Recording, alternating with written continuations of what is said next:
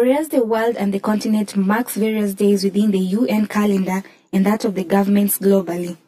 Whereas the International HIV/AIDS Day, Day of the African Child, the World Environment Day, Heroes Day amongst others are celebrated globally and locally, whereas there are over 300,000 street children in the country living under squalid conditions and exposed to all manner of dangers and risks, vagaries of weather, health risks, illiteracy, lack of participation in the local and national discourse, and ultimately death.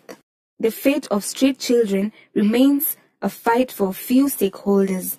The Day of the Street Children remains a far cry from the corridors of the society, the authorities, world governments, and more importantly, the United Nations.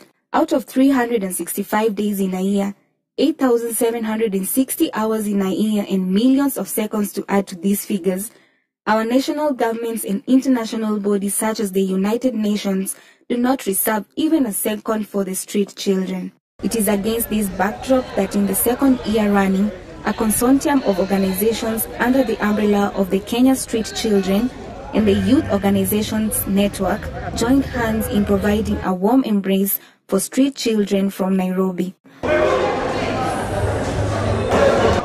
We have come here together as the network of children and youth in order to scream loud for the people to hear us that these children need help. As children live in the streets, as civil society organizations, we are demanding a day. We are asking that the world, the United Nations, recognize this as an official day in its calendar.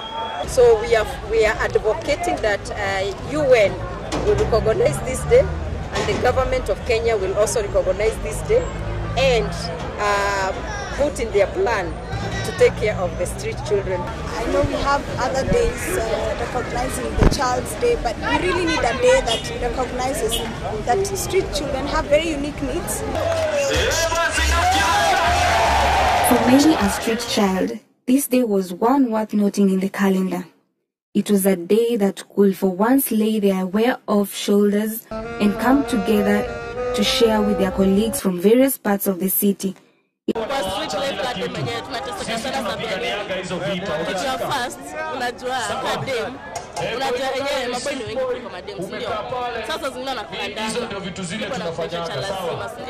was a chance to interact and share their concerns with people who could listen to their voice and give them a shoulder to lean on. They displayed unparalleled talent through dance, acrobatics, and skit amongst others. Wow, West, sisi ni mavest, hadi kwenye chest, ukitaka soda naweza kubaia crest. Mama nipe 100, ngatunze familia, Osama kaingia, mjini Tanzania, kaua watu 100, mmoja kabakia. The bear was B, a gold B, you black B, a B. There was a story for a better life. A life away from the street and hope to street children for a brighter future.